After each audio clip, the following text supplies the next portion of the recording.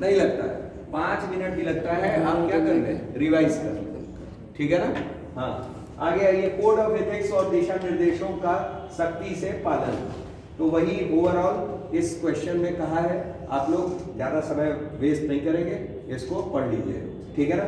आगे आइए, नेक्स्ट जो हमारा दिया हुआ है अगला क्वेश्चन, ठीक। भारत में व्यावसायिक बनाम परोपकारी स्थानापन्न मातृत्व यानी सरोगेसी, ठीक है ना, सरोगेसी से संबंधित नैतिक मुद्दों और नैतिक एवं वैधानिक पक्षों का आलोचनात्मक परीक्षण कीजिए। यहाँ आलोचनात्मक परीक्षण करना है, ठीक है ना। आलोचनात्मक परीक्षण करना है किसका, सरोगेसी का, ठीक है ना, क्लियर। लेकिन यहाँ नैतिक मुद्दे भी बताने हैं और वैधानिक पक्षों का आलोचनात्मक परीक्षण करना है। अब जानिए इसमें क्या करना है, ये दिया हुआ है, सरोगेसी का परिचय दीजिए और क्या करना है, नैतिक और वैधानिक पक्ष दोनों रख दीजिए, ठीक है ना। नैतिक पक्ष यानी इथिकल और वैधानिक पक्ष यानी लीगल, ठीक है ना। वैधानिक यानी विधान यानी विधि यानी लीगल, ठीक है ना, क्लियर, वो पक्ष रखे। आगे सरोगेसी हमने कल बताया था क्या, किराए की कोख, ठीक है ना। किराए की कोख इसके कहते हैं। मिमी मूवी आपने देखी होगी, उसमें सब दिखाया है। सरोगेसी एक ऐसी युक्ति है जिसके द्वारा कोई भी निसंतान दंपति, पहला क्या है, निसंतान दंपति, ठीक, संतान का सुख भोग सकता है। लेकिन कैसे, सरोगेसी एक महिला, एक पोर्शन कौन हो गया, महिला, एक पार्ट, दूसरा दंपति, दंपति यानी हस्बैंड वाइफ दोनों, ठीक है ना। और कौन से दंपति, निसंतान, ठीक है ना। तो महिला और निसंतान दंपति के बीच एक समझौता है, ठीक है ना, क्लियर, जो अपनी स्वयं की संतान चाहता है, निसंतान स्वयं की संतान चाहता है। सरोगेसी की मदद तब ली जाती है जब किसी दंपति को बच्चे को जन्म देने में गंभीर समस्या आ रही है, ठीक है ना। आइए, ठीक, क्लियर। परंतु धीरे धीरे सरोगेसी व्यावसायिक रूप ग्रहण करता जा रहा है। अब आज क्या है, व्यावसायिक रूप ग्रहण करता जा रहा है, ठीक है ना, क्लियर। कैसे ग्रहण कर रहा है ये सब जानते हैं, ठीक। जिससे आर्थिक रूप से कमजोर ऐसी महिला, ठीक है ना, जो सरोगेट्स बनती है, ठीक,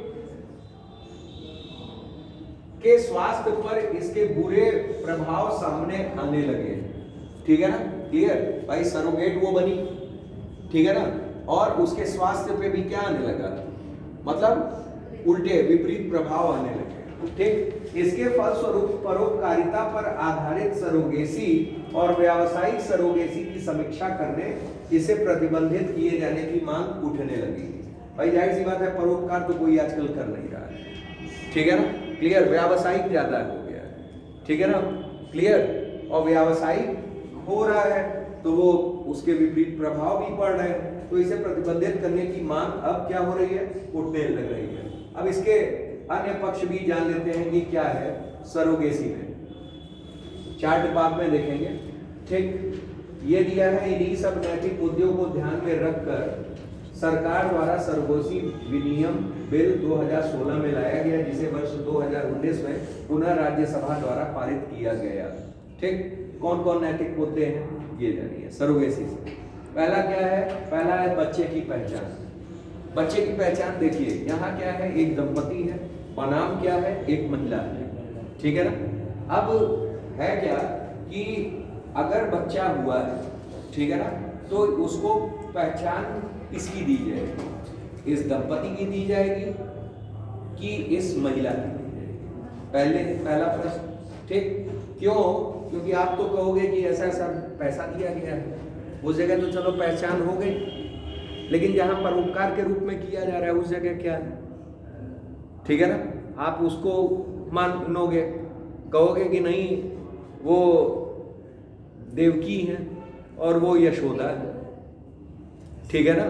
तो नहीं भाई, हम देवकी हैं, वो यशोदा है, वो तो कुछ भी नहीं है, ठीक है ना। वहां इस तरह की कंट्रोवर्सी क्रिएट होने लगेगी, ठीक है ना। कि पैदा करने वाला कौन, लालन पालन वाला कौन। समाज में भी कल को पता चलता है तो ठीक है ना, सामाजिक रूप से उनके भाई जो भी सम्मान है उसको ठेस पहुंचती है। ठीक, ऐसे ये मुद्दे हैं। ठीक है ना, तो सबसे पहली चीज हो गई कि बच्चे की पहचान। दूसरा है बच्चे को देने से मना करना। कारण है, कारण ये है कि हर माँ है तो माँ से एक वर्ड जुड़ा है ममता का। ठीक है ना, क्लियर। परोपकार तक तो ठीक था, जहां बच्चा पैदा हुआ उसको हंसता देखी, ठीक है ना, ममत्व तो क्या हो जाता है, बढ़ जाता है। आप ही का बढ़ जाता होगा कि आपके घर में अगर कोई छोटा बच्चा होगा, हफ्ते भर उसके साथ खेल लेते होंगे और फिर वो अपने घर जाने लगता होगा तो बड़ा बेकार लगता है। देखिए, ठीक है ना, दुख होता है। देखिए, ठीक है ना, तो ओवरऑल ठीक है ना, इस दुख को ही क्या कहते हैं, इमोशन कहते हैं। इस बेकार लगने को क्या कह रहे हैं, इमोशन कह रहे हैं। ठीक है ना, जब इमोशन जनरेट होता है, भाई इमोशन जनरेट हो जाए तो कोई बात नहीं, लेकिन इमोशन जनरेट हो जाए तो बहुत कुछ हो जाता है। आप देने से क्या कर दोगे, मना कर दोगे, भैया क्षमा चाहते हैं, हम नहीं दे पाएंगे। आपने तो भाई एक समझौता किया था जिसको हम लोग सरोगेसी कहते हैं, कि कौनो समझौता हो हम नहीं दे सकते, ममता आ गई। ठीक है ना, तो यहाँ ये भी प्रश्न चिन्ह हो गया क्या, कि बच्चे को देने से मना कर देना, बच्चे को देने से मना कर देना। ठीक, दो पॉइंट हो गया, एक पहचान और एक बच्चे को देने से मना करना। तीसरा ये सरोगेट माता का लगाव, वही चीज हुई, ममता जाग उठी। ठीक है ना। चौथा ये व्यावसायीकरण। ठीक है ना, व्यावसायीकरण। देख लीजिएगा कि ये हिंदी समीक्षा अधिकारी जो लोग तैयारी करते हैं, इस चीज को लिखना समझ लीजिए, व्यावसायीकरण होता है। कई लोग व्यवसाय से व्यावसायीकरण है। ठीक है ना, तो ये ध्यान में रखिएगा, ये ऐसे लिखा जाता है। जहां व्यावसायिक करण आ जाता है तो वहां व्यावसायीकरण हो जाता है, और वैसे व्यवसाय। ठीक है ना, क्लियर, इस चीज को ध्यान में रखिएगा। तो व्यवसायीकरण, प्रोफेशनलिज्म में क्या है कि भाई ये नैतिक पक्ष, इस पे भी वो आ जाता है कि हम, एक लोग कहेगी नहीं 10,000 हम दे देंगे, कहे अरे 10,000, एक बच्चे की कीमत 10,000, दुनिया भर के बार्गेनिंग शुरू हो जाती है। ठीक है ना, क्लियर। जैसे इस उसमें वो क्या रहा है कि आज जो नैतिक पक्ष है रखने वाली बात है यहाँ, ये उस तरह से कि जैसे कोई जरूरतमंद है, ठीक, तो वो प्रोफेशनलिज्म इस चीज को मान रही है। लेकिन कोई मान लीजिए सेक्स वर्कर है, ठीक है ना, उसके लिए ये तो आसान है। फाइनली उसने ये चीज किया कि इसको कंप्लीट व्यवसाय ही बना दिया है। ठीक है ना, क्लियर, व्यवसाय ही बना दिया है। फाइनली वो ज्यादा की मांग करेगी, अन्य चीज करेगी, तो मतलब कंप्लीट ये परोपकार कम और व्यवसाय ज्यादा हो जाएगा। ठीक है ना, व्यवसाय ज्यादा हो जाएगा इस जगह। ठीक, आगे आ जाइए, धार्मिक अस्वीकार्यता। जाहिर सी बात है, हमारे समाज में कई जातियां, धर्म और पंथ है। ठीक है ना, क्लियर, वो इसे क्या स्वीकार करेंगे। ठीक, मान लीजिए कि आप जो दंपति हो वो क्या हो, हिंदू हो, ठीक है ना, और वो किसी अदर कास्ट का है जो आपका समाज स्वीकार नहीं करता है, आप वहां से वो किए, बाद में पता चला तो क्या आपका समाज स्वीकार करेगा, नहीं करेगा, तो धार्मिक रूप से भी क्या अस्वीकार्यता, उसको मान्यता नहीं देंगे। आगे आइए, न्याय वाली बात।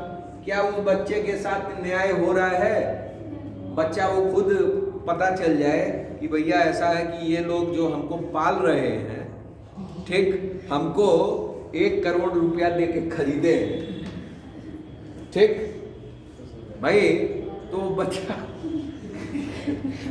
क्या कह रहे हैं, खुश हो जाएगा। वो तो पैसा लेके जो चला गया वो खुश होगा ना, बच्चा कहाँ से खुश होगा। ठीक, तो इमोशंस की बात है। ठीक है ना, पैसा ले लिया, वहाँ इमोशंस नहीं, ठीक, क्लियर। और यहाँ इमोशंस बच्चे को पता चलेगा तो इमोशन की बात आएगी कि नहीं आएगी? तो उसके साथ क्या न्याय है? हर पक्ष देखिए, ये इथिक्स है इसी वजह से, ठीक है ना। तो वहाँ न्याय नहीं आ सकता है, कतई नहीं आ सकता है। उसके बाद आइए सरोगेट का स्वास्थ्य। क्या सरोगेट का स्वास्थ्य ठीक रहेगा? मान लीजिए कोई अभी सरोगेट है, ठीक है ना, क्लियर। जैसे शादी के बाद और क्या कहते हैं, मतलब प्रेगनेंसी के बाद शरीर पर अलग अलग से प्रभाव आते हैं, ठीक है ना। अगला तो ये जान रहा है कि चलो भाई अब चोरी छिपे पैसे की आड़ में हम सरोगेट बन गए, ठीक है ना, क्लियर। लेकिन बाद में शरीर पे क्या होने लगे? विपरीत प्रभाव आने लगे, ठीक है ना, आने लगे, ठीक। तो उस चीज का कौन जिम्मेदार? Who is responsible? उसके साथ तो वो अनएथिकल हो गया, ठीक है ना। तो वही चीज कहा है कि सरोगेट का स्वास्थ्य। और अगला है क्या? स्वायत्तता, ठीक है ना, स्वायत्तता, ठीक है ना, कि कितना इस पर क्या है, स्वतंत्रता है, ठीक है ना, क्लियर, इन चीजों पे। तो मतलब ओवरऑल अगर आप देखें तो ये मुद्दे हैं, ये क्या है, नैतिक मुद्दे हैं, ठीक, सरोगेसी पे, जिन पे प्रश्न चिन्ह लगा हुआ है। मुद्दे यानी बाधाएं यानी चुनौतियां, ठीक है ना, लिमिटेशंस। आगे आइए, अब नैतिक पक्ष देखिए।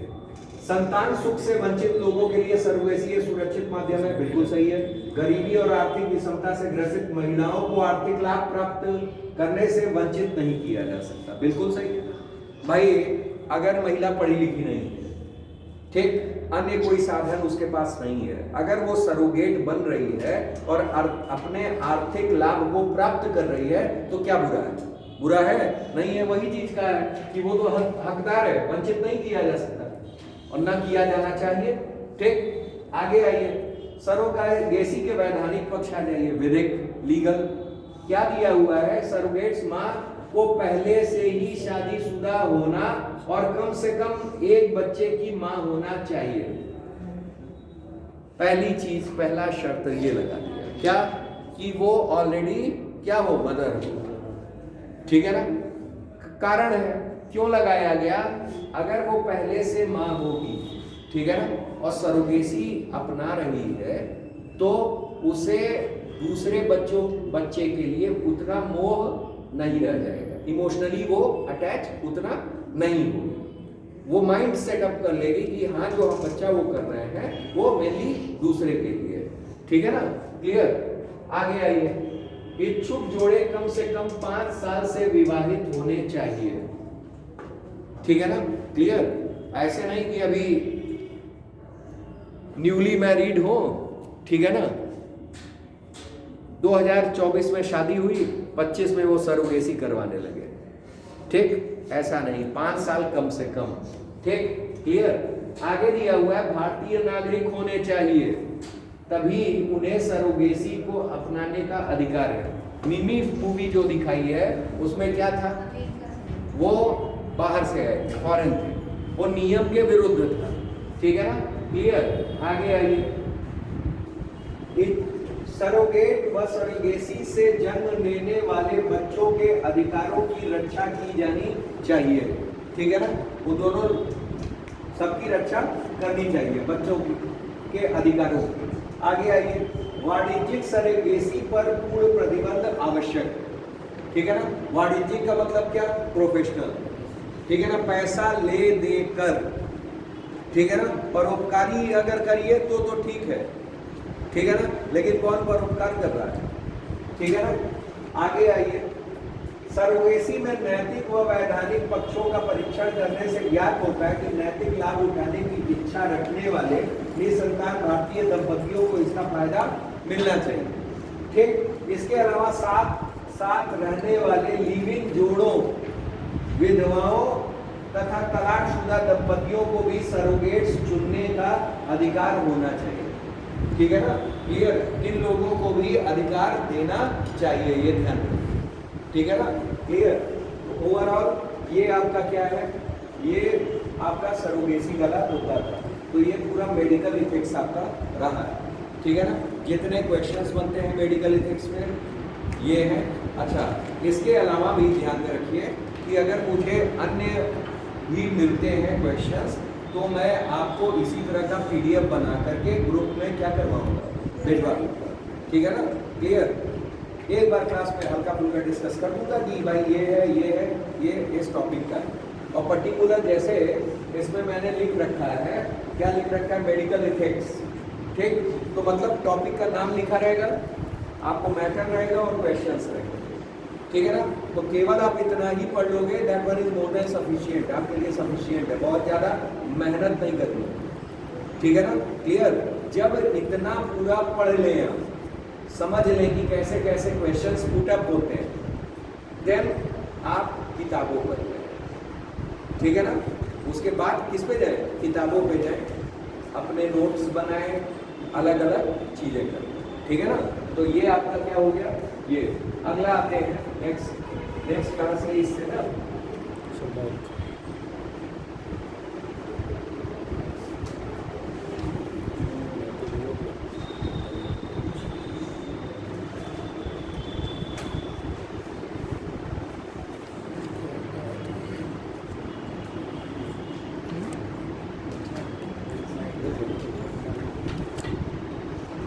शुरू नहीं था क्या?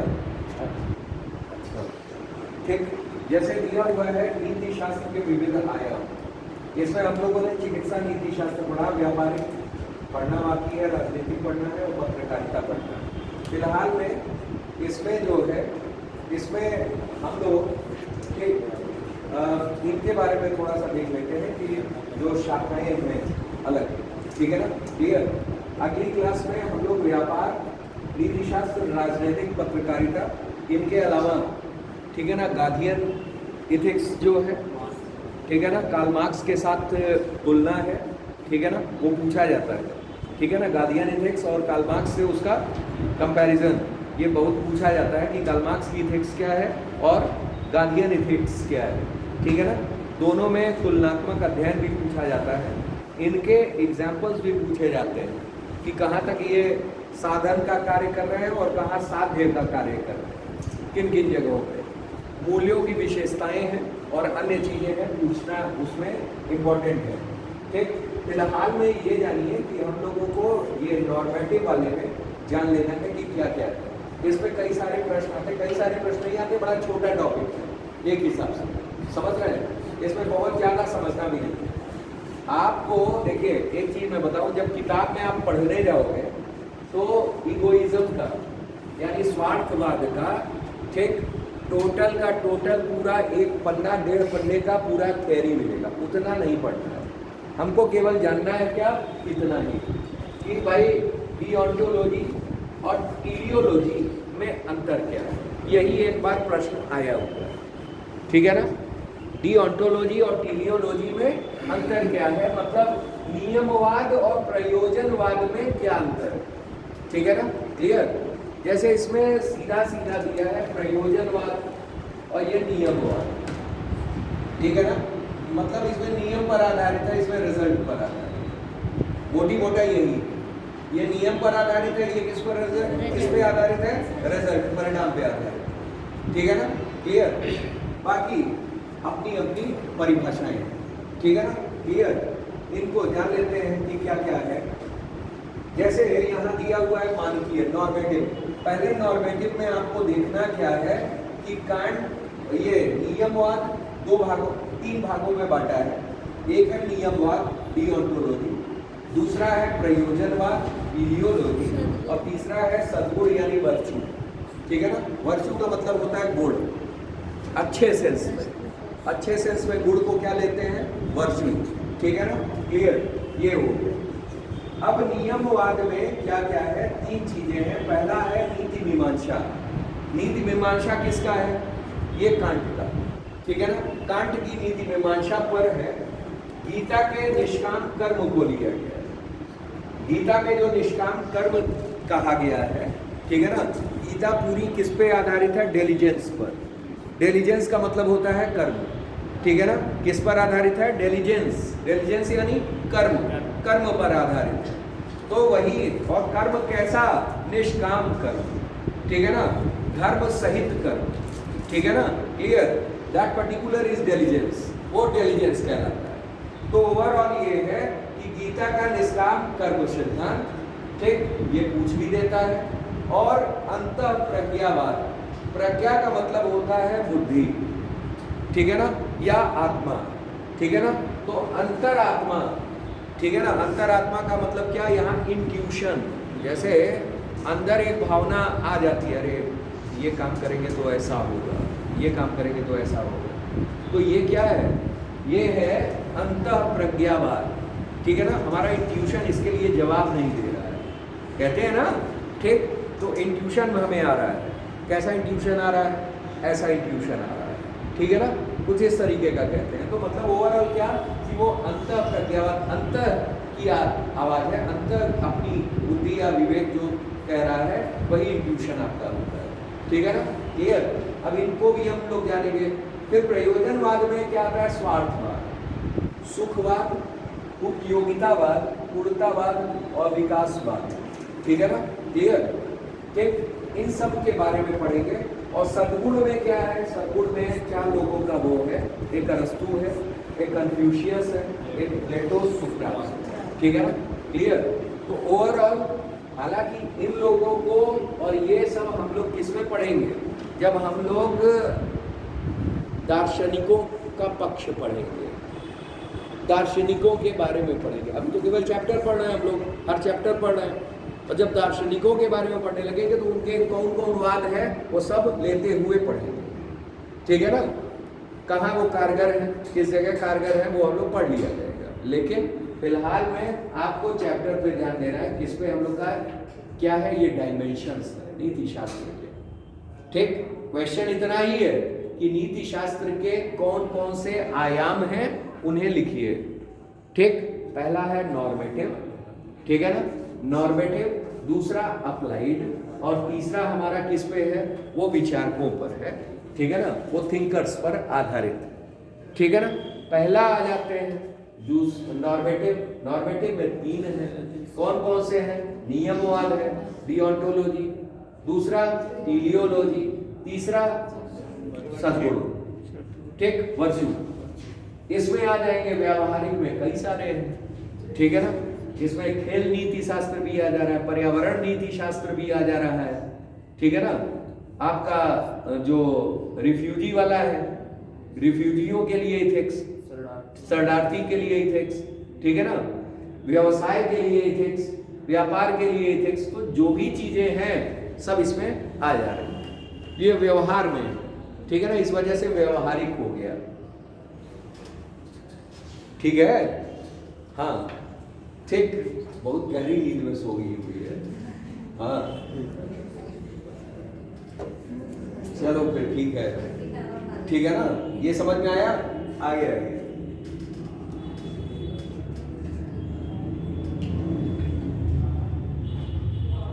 पढ़ लेते हैं हम लोग कि क्या क्या है। तो आधुनिक विचारकों का है ये, ठीक।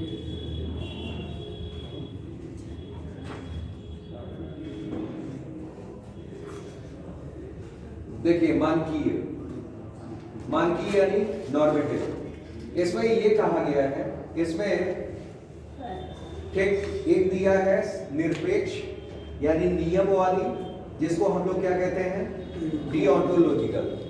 दूसरा हमारा क्या है, प्रयोजनवादी यानी टीलियोलॉजिकल, ठीक है ना, टीलियोलॉजिकल यानी परिणाम सापेक्ष, परिणाम सापेक्ष। अब यहां आप खुद देखो, यहां परिणाम निरपेक्ष है, यानी परिणाम को वरीयता नहीं दी गई, ठीक है ना, परिणाम को वरीयता नहीं दी गई। ये क्या है, इसका दूसरा नाम आप देखो, नियमवादी। नियमवादी का मतलब क्या, जो नियम पर चलते हो, ऐसे इथिक्स, ठीक है ना।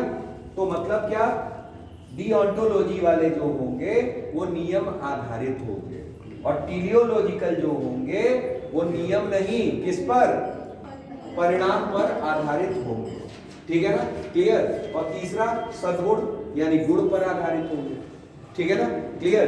अब एक एक करके जान लेते हैं। यहां दिया हुआ है क्या, नियमवादी के अनुसार किसी कार्य के नैतिक या अनैतिक होने का निर्णय केवल नैतिक नियमों के आधार पर होगा। हमने क्या कहा कि भाई यहाँ नियम ही सब कुछ है, तो जो नैतिक नियम है, समाज के नैतिक नियम है, उसी के आधार पर ही आप नैतिक और अनैतिक डिफाइन करोगे। ठीक है ना। वही कहा है कि किसी कार्य के नैतिक और अनैतिक होने का निर्णय, जैसे आपने समाज में कोई कार्य किया तो वो नैतिक कितना है, कितना अनैतिक है, ये उसके नियम पर आधारित होगा। ठीक है ना, क्लियर। आगे आइए, उदाहरण, भाई बहन का विवाह न होना किसी समाज में नैतिक नियम है। हमारे समाज में भाई बहन का विवाह उचित नहीं है। ठीक है ना, क्लियर। अब यहां जो है, ठीक है ना, यहां उसका किसी भी परिस्थिति में पालन करना ही नैतिक कर्म है। तो हमने जो नियम बनाया उस नियम को ही क्या किया, फॉलो किया, तो वो नैतिक है।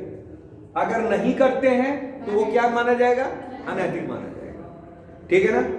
जैसे हम दूसरा एग्जांपल लेते हैं, हमारे ब्राह्मण समाज में ठीक मांस खाना क्या माना जाता है, अनैतिक माना जाता है।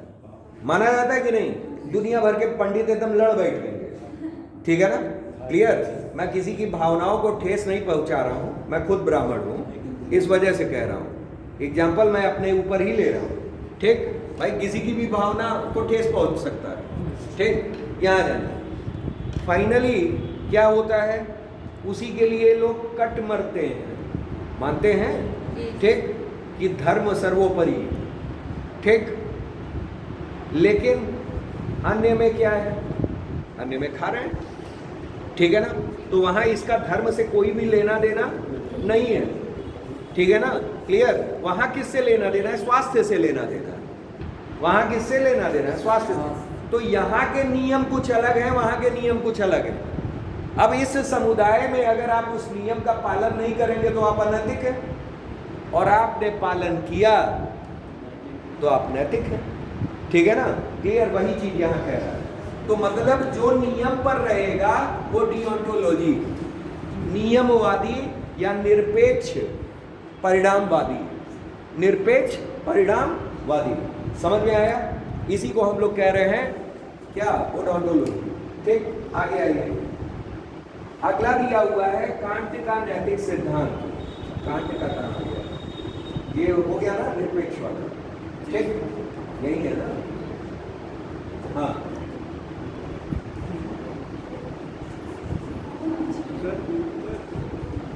ऊपर है क्या, नहीं भाई इसी में। ठीक, इसमें आइए, कांट का नैतिक सिद्धांत, ये वर्चू वाले में। ठीक है ना, वर्चू कह रहे हैं, इसी में तो उदाहरण था। ठीक, कांट का नैतिक सिद्धांत, कांट के अनुसार मनुष्य को परिणाम या फल पर विचार किए बिना केवल अपने कर्म पर ध्यान देना चाहिए। मतलब कर्म क्या है, नियम है। ठीक है ना, क्लियर। नियम पर ध्यान देना चाहिए। हमारी अंतरात्मा हमें निरपेक्ष आदेश के बारे में बताती है। ठीक है ना, इसलिए हमें उसका पालन करना चाहिए। मतलब हमारी अंतरात्मा उस कर्म के लिए गवाही दे रही है कि आप यही करो, आप यही करोगे। ठीक, इसीलिए अब उसका पालन करना चाहिए। फल जैसे विषय में सोचना भी अनैतिक है, यही कहा है। निष्काम कर्म में भी यही कहा है, गीता में भी यही कहा है। गीता में क्या कहा है, कर्म करिए, फल की इच्छा मत करिए। ठीक, आगे आइए। आगे दिया हुआ है कि कांट का मुख्य श्रेय धर्म को नैतिकता से स्वतंत्र करने में। ठीक है ना, कांट ने धर्म और नैतिकता दोनों को क्या माना है, अलग अलग माना है। ठीक है ना, कल जैसे हमने बताया था धार्मिक नैतिकता और सेक्युलर, तो किसमें आएंगे ये, सेक्युलर में आएंगे। कि धर्म को और नैतिकता को दोनों को क्या क्या माना है, अलग अलग माना है। ठीक, आगे आइए। धर्म निरपेक्षता एक उच्च मूल्य है, यानी सेक्युलरिज्म क्या है, एक उच्च मूल्य है। ऐसे में कांट की प्रासंगिकता बढ़ जाती है। ठीक है ना, क्लियर। तो ध्यान में रखिएगा, जो कल सेक्युलर वाला एग्जाम्पल आप जवाहरलाल में दे रहे थे, वहां कांट भी रख सकते हैं। ठीक है, आगे आते हैं। गीता का निष्काम कर्म, ध्यान रहे। मनुष्य को केवल अपने स्वधर्म के अनुसार कर्म करने चाहिए, इस बात पर विचार नहीं करना चाहिए कि फल क्या होगा। गीता और कांट के दर्शन में यह बात स्मरण रखनी चाहिए कि कांट ईश्वर को नहीं मानते हैं, ठीक है ना, केवल उसके अस्तित्व की संभावना जताई है। लेकिन गीता में जहाँ कर्म अनुसार फल मिलेगा कहा गया है, वहीं कांट ने फल मिलना चाहिए कहा है। ठीक, वो गीता में कहा है जैसा कर्म करोगे वैसा फल मिलेगा, ठीक है ना। इन्होंने कहा, क्या कहा है, जैसा फल करिएगा वैसा मिलना चाहिए, ठीक है ना। इन्होंने चाहिए कर दिया, एक्सपेक्टेड कर दिया, ठीक है ना, क्लियर। आगे आइए, इंट्यूशनिज्म, ठीक है ना, अंतः प्रज्ञावाद। सामान्य शब्दों में अंतः प्रज्ञावाद का अर्थ कुछ निश्चित नैतिक नियम है, ठीक। व्यक्ति को अपनी अंतरात्मा से पता चलता है, इसीलिए मनुष्य को उन्हीं के अनुसार कर्म करना चाहिए। जैसे हम जा रहे हैं सड़क पर, ठीक है ना, क्लियर। कहाँ से आवाज आ गई भाई, ठीक, अच्छा, जानिए हम सड़क पे जा रहे हैं, फाइनली हमने देखा, ठीक है ना, कुछ लोग हैं, ठीक है ना, गाय को डंडे से मार रहे हैं। उस जगह आपका इंट्यूशन ये कह रहा है कि मैं रोड उस पार जाऊं और जो लोग गाय को मार रहे हैं उनको मना करूं कि ऐसा ना करें, ठीक है ना, क्लियर। ये कहाँ से आया, ये अंतरात्मा की आवाज आई। आपको ये लग रहा है कि क्या सही है और क्या गलत है, आपने तुरंत फैसला लिया और वहां गए और रोक दिया, ठीक है। तो ये क्या है, दैट वन इज अंतःप्रज्ञावाद, इंट्यूशनिज्म, आपकी अंतरात्मा की आवाज आ रही है, ठीक है ना, क्लियर। आगे आइए, अब है प्रयोजनवादी नीतिशास्त्र यानी टीलियोलॉजिकल एथिक्स, ठीक है ना। टीलियोलॉजिकल हमने कहा रिजल्ट पर आधारित होता है, किस पर आधारित होता है, रिजल्ट पर। रिजल्ट पे आइए, प्रयोजनवाद के अनुसार किसी कार्य के नैतिक व अनैतिक होने का निर्णय उस कार्य के परिणामों से तय होगा, न कि निश्चित नैतिक नियमों से, ठीक है ना, मतलब नियम से नहीं, परिणाम से। अन्य शब्दों में कहा जा सकता है कि नैतिक नियमों पर यदि कार्य का परिणाम भारी है तो वह कर्म सापेक्षता नैतिक ही माना जाएगा। इसके तहत 5 सिद्धांतों का अध्ययन किया जाता है। पहला है स्वार्थवाद, ठीक है ना, स्वार्थवाद। आइए, इसको इगोइज्म कहते हैं। इसको क्या कहते हैं, इगोइज्म। अभी मैं ये दे रहा हूँ, इसके बाद भी एक आप लोगों को नोट्स इसमें पढ़ा हुआ है, उसे भी पढ़ाना है। क्यों, क्योंकि उसमें दार्शनिकों के नाम पता चल जाएंगे, कौन इगोइज्म दे रहा है कौन नहीं दे रहा है, ठीक है ना, उसे भी आप लोग नोट कर लीजिए, ठीक है ना। एग्जाम के लिए सारे इंपॉर्टेंट हैं, ध्यान में रखिएगा, ठीक है ना। है बोरिंग टॉपिक, बोरिंग है ना, हाँ, लेकिन इंपॉर्टेंट है, ध्यान में रखना। 1 से 2 बार इसको पढ़ोगे तो पढ़ने का मन भी करने लगेगा, ये भी है, ये गारंटीड मैं बोल रहा हूँ, ठीक है ना, क्लियर। आगे आओ, स्वार्थवाद, इसका अर्थ है प्रत्येक व्यक्ति अपने मूल प्रकृति में स्वार्थी। भाई जाहिर सी बात है, आप भी स्वार्थी, हम भी स्वार्थी, ठीक है ना, बिना स्वार्थ के कोई काम नहीं हो रहा है। कारण है, आप यहाँ आए हो तो स्वार्थ से आए, ठीक है, समय आप दे रहे हो तो स्वार्थ से दे रहे हो। क्यों, हमारा स्वार्थ क्या है, हम बड़े अधिकारी बन जाए, है कि नहीं है, ठीक, क्लियर। आगे हमारे स्वार्थ का न सोचिए, ठीक है, क्लियर, ठीक, हाँ, हमारे कई स्वार्थ हैं, ठीक। आगे है, ठीक है ना, बच्चों को स्वार्थ के बारे में ज्यादा नहीं सोचना चाहिए, ठीक है ना, क्लियर। चलिए आगे, स्वार्थवाद, प्रत्येक व्यक्ति का अपनी मूल प्रकृति में स्वार्थी होता है। उसे प्रत्येक निर्णय इसी आधार पर करना चाहिए कि उसका अधिकतम स्वार्थ किसमें है, ठीक है ना। इस विचारधारा के समर्थक सिरनाइक संप्रदाय के विचारक इन्हें छोड़ दिया इलाज, ठीक। आगे आइए, नेक्स्ट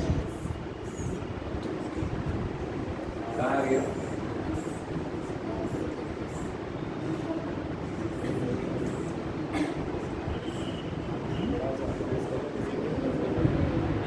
ये है दूसरा वाला है।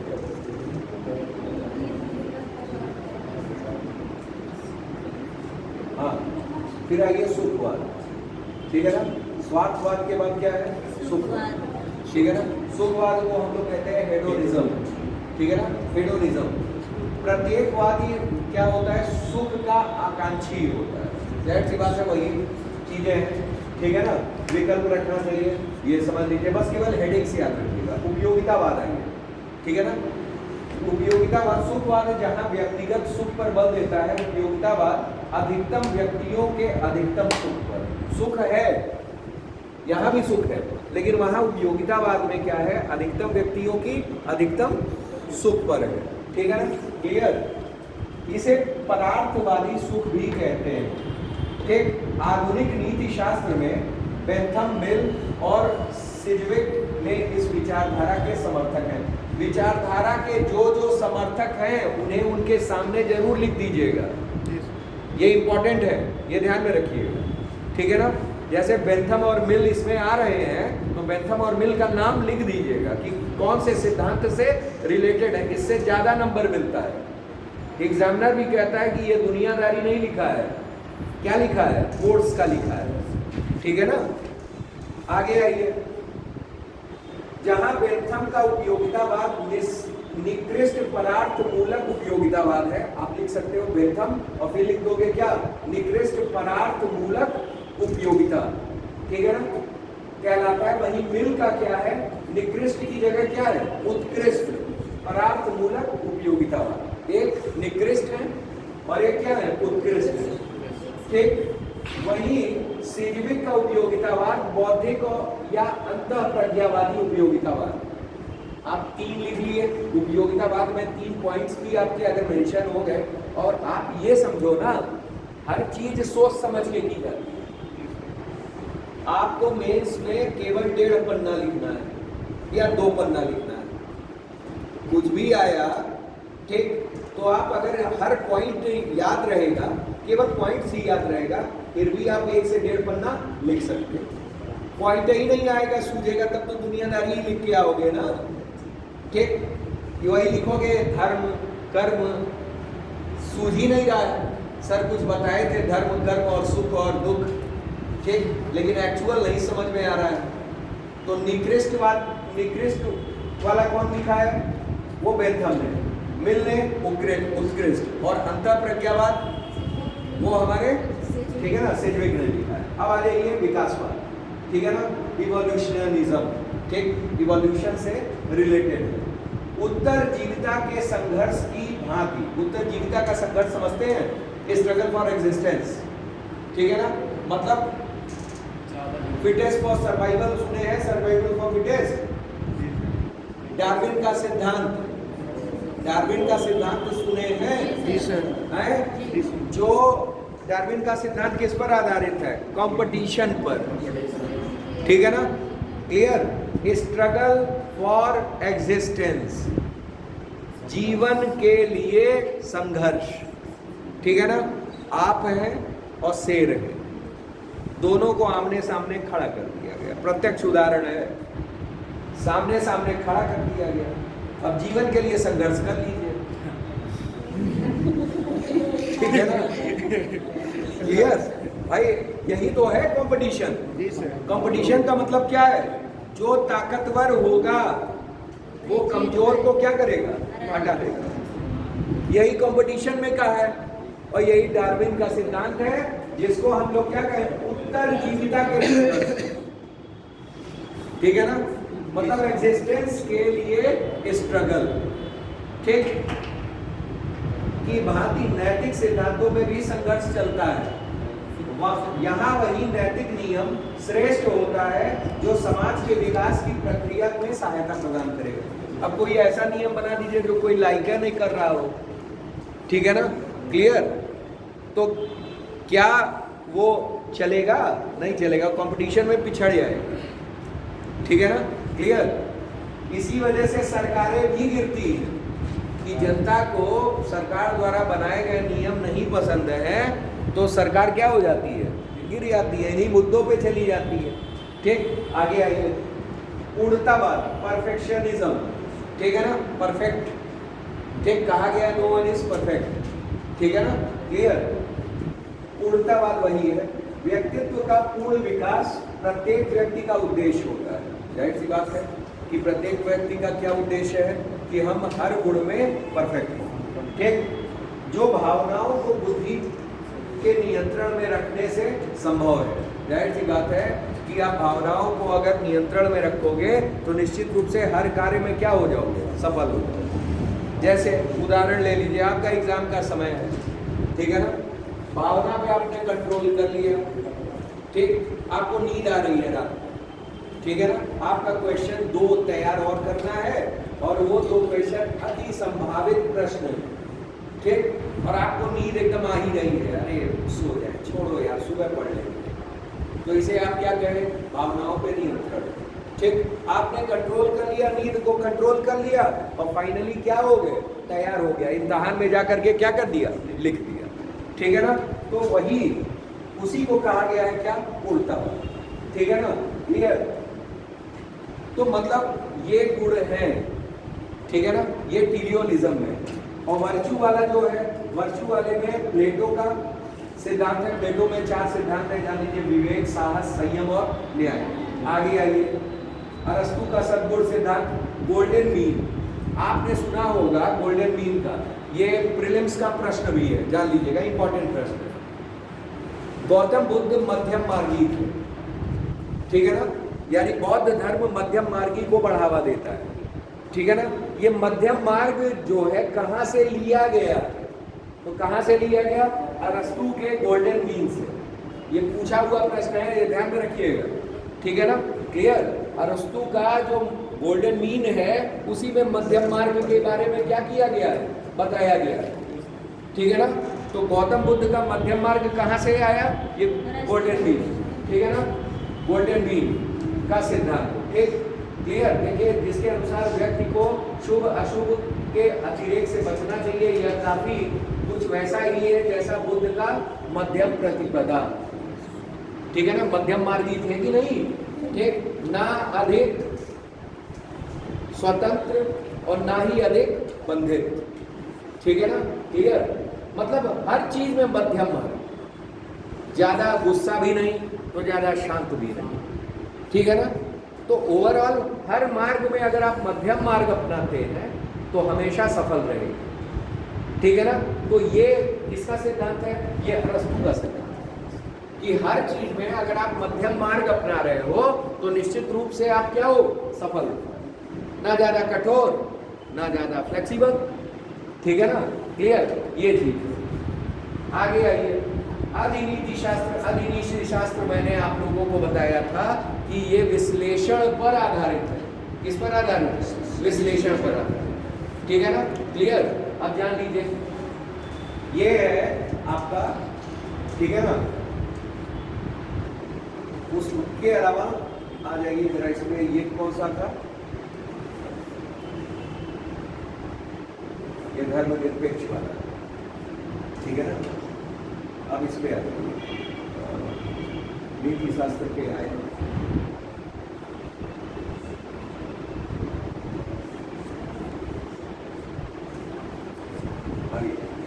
देखिए यहाँ दिया है नीति शास्त्र के आयाम, ये भी इस तरह का है, ये दूसरी बुक से लिया गया है, वो दृष्टि ISF था, ये घटना चक्र से, ठीक है ना, क्लियर।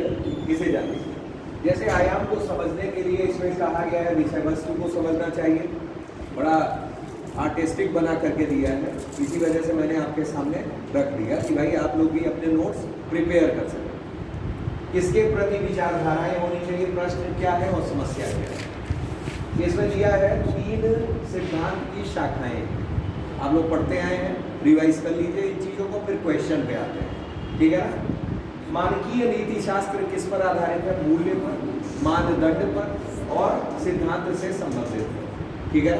आप जानते ही है कि मानकीय में 2 है, 3 है, एक है प्रयोजनवादी, एक है हमारा, ठीक है ना, तो एक हमारा किस पर है, टीलियोलॉजी वाला और ओडोंटोलॉजी, मतलब एक नियम पर आधारित है, एक हमारा किस पे आधारित है, परिणाम पर, और एक गुण पर, ठीक, क्लियर। तो यही चीजें। दूसरा है विश्लेषणात्मक, जिसको हम लोग मेटा इथिक्स कहते हैं। दूसरा क्या था, मेटा इथिक्स। अधिनीति शास्त्र, इसको हिंदी में क्या कहते हैं, अधिनीति शास्त्र, विश्लेषणात्मक है। और तीसरा है हमारा अनुप्रयोगात्मक जो वर्तमान की शाखा है जिसको हम लोग व्यावहारिक कह रहे हैं। क्या कह रहे हैं? व्यावहारिक कह रहे हैं, बिहेवियर। ठीक है ना? क्लियर? आगे मानकीय नीति शास्त्र हमने कहा दर्शन के ज्ञान पर आधारित है। 3 दर्शन है, तत्व मीमांसा, ज्ञान मीमांसा और मूल्य मीमांसा, इन पर आधारित है, ये आप मेंशन कर सकते हैं। ठीक है ना? लेकिन उससे पहले हम लोगों को आगे की चीजें देखना है। जैसे इसमें दिया हुआ है क्या, इस पे आते हैं। मानकीय नीति शास्त्र जो है 3 पक्ष है। एक सर्वोच्च शुभ क्या है, अभी उसमें भी शुभ अशुभ की बात आई थी, यानी क्या चीज जो है किसी कार्य या नियम के नैतिक व अनैतिक होने में क्या कसौटियां हैं, और कोई विशेष कर्म नैतिक है या नहीं इसका मूल्यांकन करना है। ये किस में आएगा? मानकीय नीति शास्त्र में आएगा। ठीक, 3 वर्गों में बांटा गया है। एक वर्ग है, आपको देखो वर्ग है हमारा कौन सा? एक है हमारा कांट का नीति शास्त्र। ठीक है ना? क्लियर? पहले वाले को आकारिक कह रहे हैं। ठीक है ना? ओडोंटोलॉजी को हम लोग क्या कह रहे हैं? आकारिक कह रहे हैं। ठीक है ना? यानी निरपेक्ष परिणामवादी को हम लोग क्या कह रहे हैं? एक आकारिक कह रहे हैं। इसमें कांट का नीति शास्त्र, गीता का नीति शास्त्र और अंतःप्रज्ञावाद, यही तीनों उसमें भी था। दृष्टि आईएएस वाले में भी, इसमें भी। ठीक, इसमें आइए दूसरा प्रयोजन मूलक। ठीक है ना? प्रयोजन मूलक में आएंगे स्वार्थवाद। स्वार्थवाद में किसका नाम दिया? हॉब्स, ये एक दार्शनिक है, इनका नाम याद रखिए। सुखवाद में अरिस्टिपस का नाम दिया हुआ है। उपयोगितावाद में बेंथम मिल। ठीक है ना? क्लियर? इनका नाम आपको देना है। उसके बाद जो है उसमें सिज्विक भी थे, याद आ रहा है? उसमें सिज्विक भी थे। ठीक, तो सिज्विक का भी नाम दे देना है। इसी वजह से 2 नोट्स आपको दे देना, ताकि पढ़े रहे तो वो आप इधर उधर से छांट लें। ठीक है ना? क्लियर? आगे आइए। फिर दिया हुआ है उपयोगितावाद, फिर आत्मपूर्णतावाद, यानी परफेक्शनिज्म जिसको कहा जाता है। ये अचानक से गायब काहे हो जाता है? अच्छा, हैंग करता है।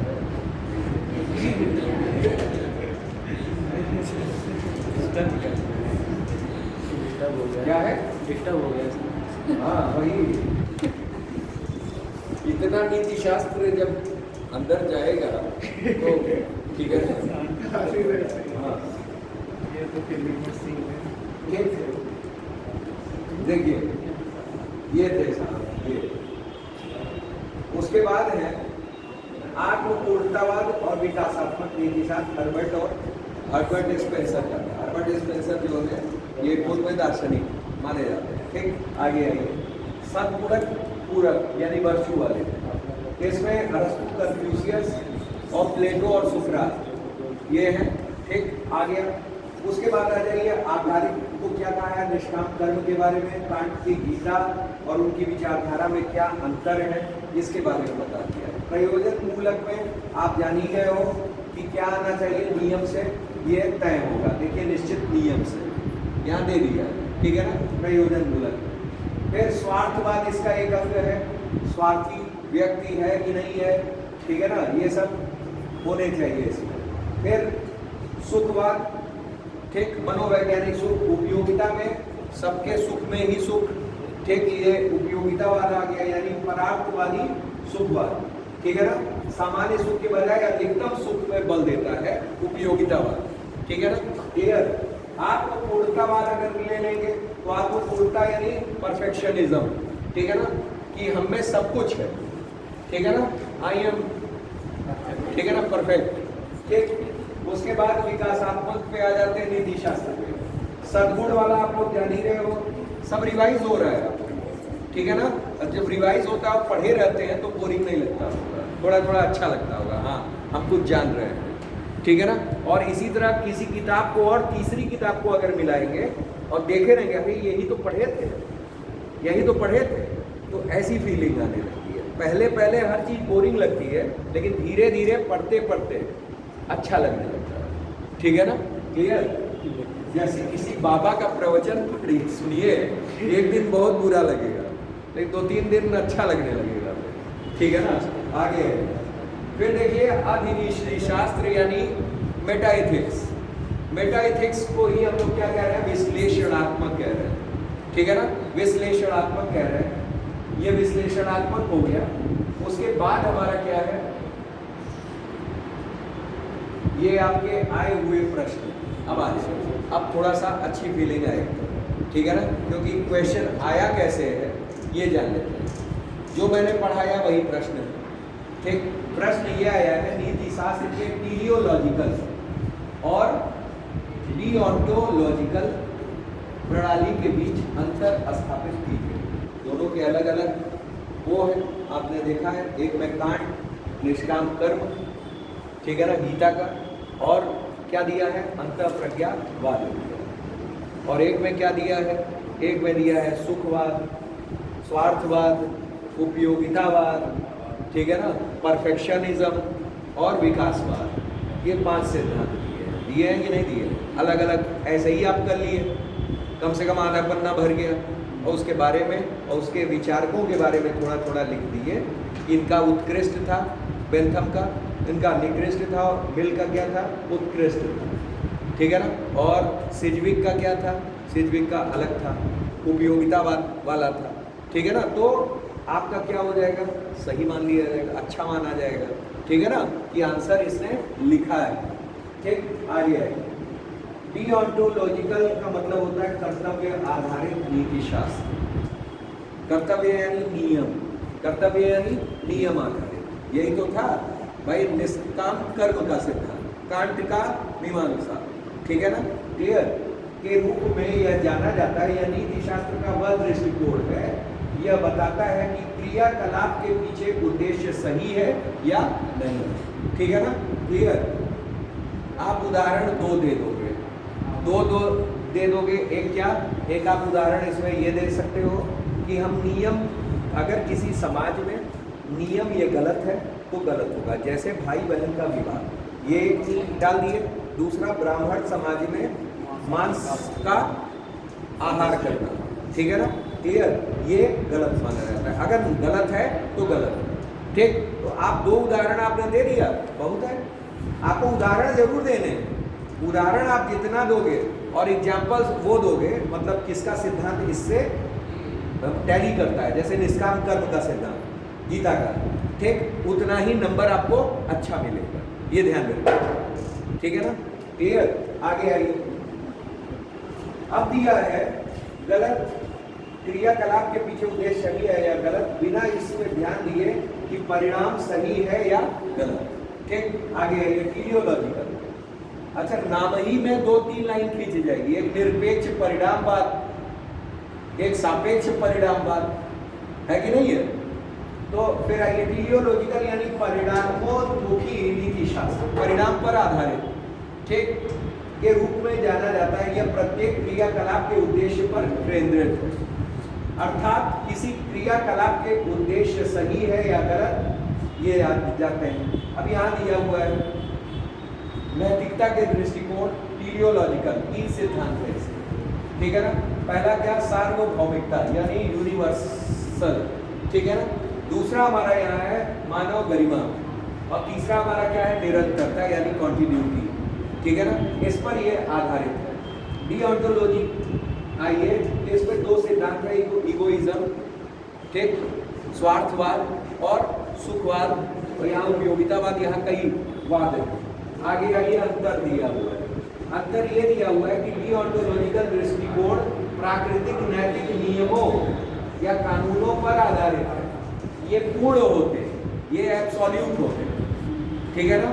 कैसे होते हैं, एब्सोल्यूट होते हैं, परिस्थिति जन्य आवश्यकताओं के अनुरूप नहीं बदल सकते, ठीक है ना, क्लियर। अर्थात ये हर समय लागू किए जा सकते हैं, ठीक। आगे आइए, ये सद्भावना पूर्ण कार्य करने को सिखाता है, दूसरों के साथ व्यवहार करने की प्रेरणा देता है, ठीक। टीलियोलॉजिकल पे आ जाइए, ठीक है ना। क्या हुआ आकांक्षा जी, क्या घर से बुलावा आ रहा है क्या है? चलिए छोड़ दे रहे हैं, बस हो गया है। ग्रीक शब्द टिलॉस से उद्भूत है, ठीक है ना, जिसका अर्थ है अंतिम उद्देश्य यानी रिजल्ट, ठीक है ना, क्लियर, परिणाम पर आधारित है, बाकी आप जान ही रहे हैं, ठीक है ना, क्लियर। तो इसे इस तरीके से आप क्या कर लेंगे, यहाँ एक उदाहरण दिया हुआ है, उस उदाहरण को आप वो कर लीजिएगा, ठीक, समझ में आएगा, पढ़ लीजिए फिर से, ध्यान लीजिए इसको। एक स्थिति की कल्पना कीजिए जहां एक कुत्ता सड़क के किनारे सो रहा है, तभी एक व्यक्ति आता है, उसे मार कर उसे भगा देता है, कुत्ता भौंकते हुए क्या हुआ, भाग गया। कुछ ही देर बाद एक कार ठीक उसी स्थान पर जहां कुत्ता सोया था तेजी से आता है, यदि कुत्ता सोया रहता तो उसे निश्चित रूप से टक्कर मार देता, ठीक, क्लियर। कुत्ते की मृत्यु हो जाती। डेंटोलॉजिकल परिप्रेक्ष्य में आदमी जो कुत्ते के सड़क के किनारे मारकर भगा दिया, वह कार्यवाही क्या है, खराब माना जाएगा। क्यों? क्योंकि उसने कुत्ते के साथ क्या किया है, क्रूर व्यवहार किया, ये नियम विरुद्ध है। लेकिन टीलियोलॉजी वाले क्या मान रहे हैं, परिणाम मान रहे हैं। क्या मान रहे हैं, परिणाम मान रहे हैं। उनके हिसाब से क्या था कि व्यक्ति की कार्यवाही को अच्छा माना जाएगा। क्यों? क्योंकि यदि व्यक्ति कुत्ते को नहीं मारता तो कुत्ता वहां से भागता नहीं और कुत्ते की जान बच जाती। आपराधिक न्याय प्रणाली में डिओन्टोलॉजिकल दृष्टिकोण लागू किया जाता है, जो सजा की आनुपातिकता और अपराध के लिए उपयुक्तता का निर्धारण करती है, जबकि किसी भी कानून की व्याख्या के लिए, देख लीजिए यहाँ दो चीजें, एक आपराधिक न्याय प्रणाली में डिओन्टोलॉजिकल और किसी कानून की व्याख्या के लिए हम लोग किसको, टीलियोलॉजिकल, ठीक है ना, दृष्टिकोण का उपयोग किया जाता है। समझ में आया? क्योंकि भाई कानून क्या मानता है, सबूत मानता है, तो रिजल्ट ही तो वो होगा मेन। तो न्यायालय की व्याख्या के लिए टीलियोलॉजिकल, ठीक है, क्लियर। और अगर आपराधिक न्याय प्रणाली देखी जाए कि इसका काम गलत है कि सही है, तो हम लोग नियम को मानेंगे, ठीक है ना। तो ये व्याख्या आप कर सकते हैं। हो गया आपका टीलियोलॉजी, और ठीक एक ही प्रश्न आज तक आया है, आप इस तरह से ये कर सकते हैं, ठीक है ना। अब हम लोग व्यवहारिक नीति शास्त्र और जो भी बचे हुए चीज़ें हैं वो देखेंगे अगले क्लास में, ठीक है ना। चलिए, थैंक यू।